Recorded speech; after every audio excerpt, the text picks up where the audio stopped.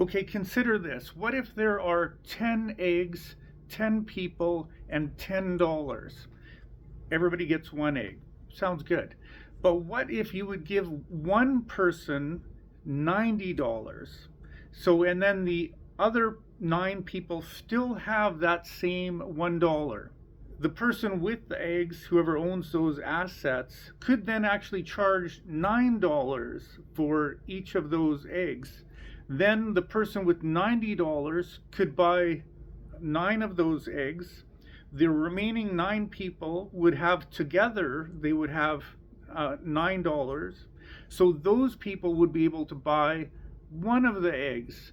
So in this, nothing has changed about the amount of eggs, the amount of people.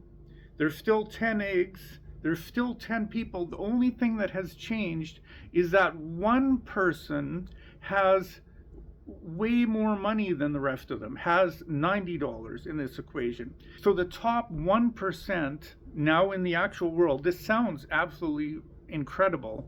The top 1% own the equivalent wealth, the equivalent assets to 92% of the population. So this, of course, has real world consequences because this wealth gap has increased a lot in the last 20, 30 years. The wealth difference was not nearly as much in 1970 as it is now. So this has a real world effect. So last year, 43% of homes that were purchased by corporations, because these large corporations, the richest people, have vastly more money than everyone else, so that they can go and outcompete, pay a higher price than more people.